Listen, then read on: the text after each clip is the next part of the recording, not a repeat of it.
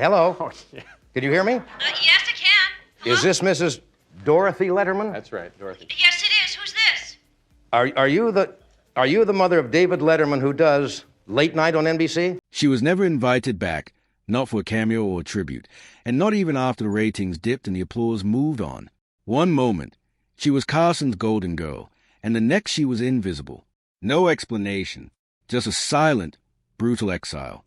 She was never allowed back on the Johnny Carson show after this, and she wasn't alone.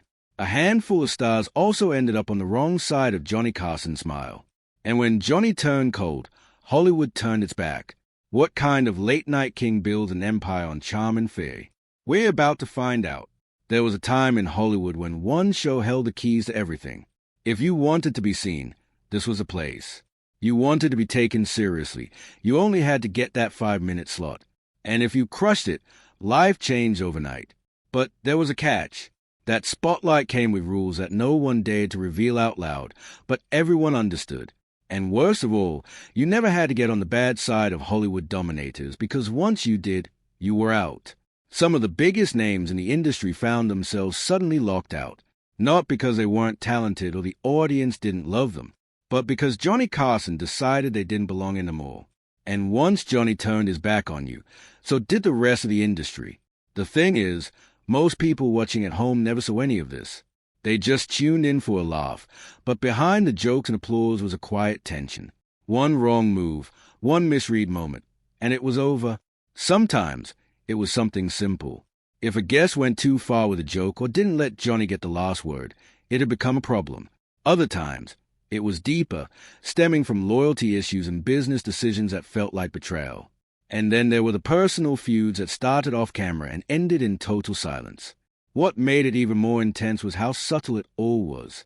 Nobody got called out publicly. There weren't big, dramatic fights or messy headlines. People just stopped showing up. And if you asked around, you got a shrug, or a quiet, you know how it is. But for those on the other side of that silence, it was devastating. Years of work could vanish with one misinvitation. Being banned from Carson wasn't just bad for your ego, it could cost you your career. That's a part of the story most people never hear. The Real story lived behind the curtain, in the names that never got mentioned again and the guest chairs that stayed empty. So what made The Tonight Show so powerful? What gave it that kind of control over lives, reputations, and futures? To answer that, we have to look closer at the show itself. The Tonight Show era, it's hard to explain just how big the Tonight Show era, The Tonight Show with Johnny Carson really was unless you lived through it. This wasn't just a late-night talk show. It was a place to be, especially if you were a rising star, a nervous stand-up comedian, or a Hollywood heavyweight with a new film to plug. In fact, if you landed a spot on The Tonight Show, you were made, and it was as simple as that. Johnny had this way of making everything feel effortless.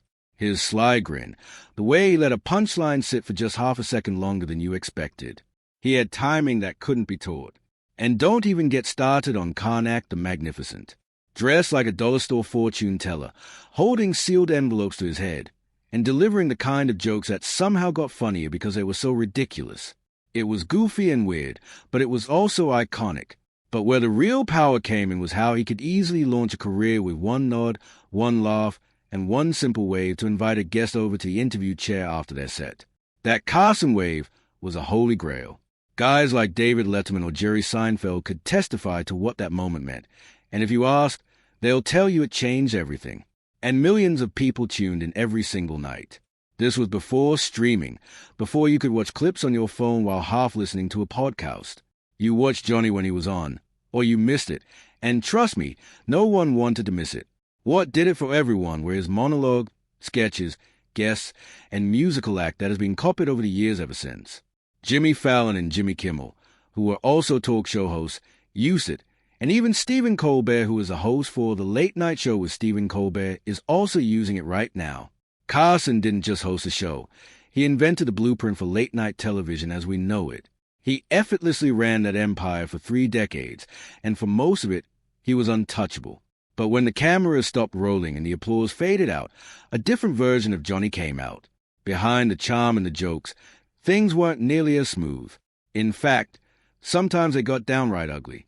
See, as much as Carson's influence went, It had its downsides, and if you got on his wrong side, there would be repercussions. You wouldn't just be cut from the show, you were cut from the entire conversation. Even though Johnny's approval could make you a star, losing that approval could flat out ruin you. This wasn't just about bruised egos or missing out on a single TV appearance. Getting banned from The Tonight Show back then was like being erased from the industry's memory. Bookers would stop calling, studio executives would get cold feet, and other shows kept their distance, afraid of stepping on Johnny's toes. He didn't have to say a word publicly. His silence was loud enough. Everyone just knew if Carson was done with you, you were done. It was even more brutal because he didn't have to publicly declare it. All he had to do was just talk about his day, and the person on the wrong side of his MIC would stop getting booked, and it never goes unnoticed by everyone in the industry. Some comedians tried to brush it off. Others, like Rich Little, learned the hard way. Rich Little was a legendary impressionist that got the boot for making fun of Johnny too many times, even though the official line was that his material had just gone stale. Another comedian was Dana Carvey, who did a spot on Carson. Carson didn't find it funny, and he didn't say anything about it, but he banned Carvey, just like that. And the scariest part was that there was never a clear line or rule book to know where the edge was until you fell off it. So, who dared to challenge Johnny? And who paid the price? The Joan Rivers fallout. If there was anyone Johnny the Joan Rivers fallout Carson took under his wing, it was Joan Rivers. Back in the 1960s, she was a fresh, no-nonsense comedian with a sharp wit and a fire in her belly that drew Johnny to her. He brought her on The Tonight Show. We female comedians weren't exactly the norm, and he made her a regular. More than that, he gave her a shot at national stardom, especially after she was turned down severally for being washed up at just 31 years of age. Joan had been grinding in the clubs, hustling for sets, barely scraping by when Carson brought her on to The Tonight Show. And when she slayed that first set, he turned to the camera, grinned, and told America, "You're gonna be hearing a lot about this girl." That one line changed everything. Overnight, Rivers went from nothing to being hired as a writer for The Tonight Show, thanks to Carson. He not only gave her the chance to bloom, he also mentored, championed, and even brought her in as his permanent guest host when he took nights off. To the outside world, it looked like a dream duo, the king of late night and his trusted queen-in-waiting. But behind all the laughs and applause, a storm was brewing. In 1986, Joan got an offer from Fox to launch her own late-night show. It was groundbreaking news, as Fox was a brand-new network, and this was a chance for her to be the first woman to host a major late-night talk show. She didn't take the decision lightly. According to interviews, Joan was terrified. She didn't want to hurt Johnny, but she also saw that NBC had no plans to give her The Tonight Show when Carson eventually stepped down. And worst of all, she found out from NBC executives that she wasn't even being considered. So she took the Fox deal.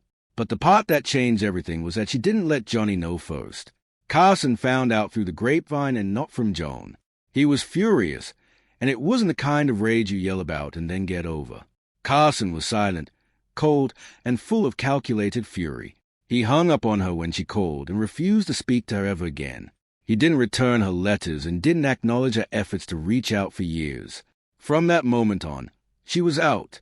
Not just off The Tonight Show, she was banned and blacklisted. Worst of all, anyone who dared appear on her Fox show wasn't welcome on Johnny's couch either. Insiders who worked on the show said Carson felt blindsided. To him, it wasn't about the fact that she left for just a new show. He was more about loyalty. He thought she'd gone behind his back, and in Carson's world, that kind of betrayal wasn't forgivable. She was like a daughter to him, one former staffer recalled. But once you broke that trust with Johnny, you were done. Joan, on her end, was heartbroken. In interviews years later, her voice still cracked when she talked about Johnny. She called him the single most important figure in her career.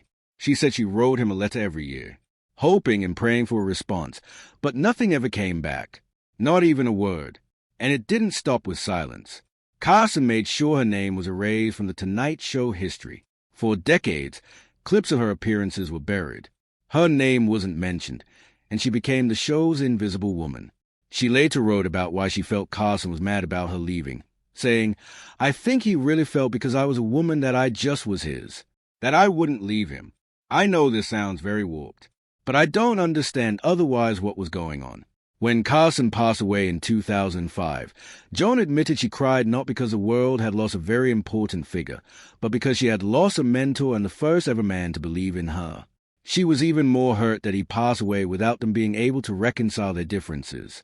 She once said in an interview, "I would have done anything to make it right. I just wanted to talk, but he wouldn't even look at me." And Joan wasn't the only one. Some faced Carson's rough live on air.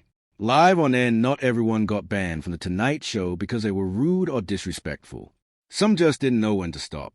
Some thought they could poke the bear and walk away.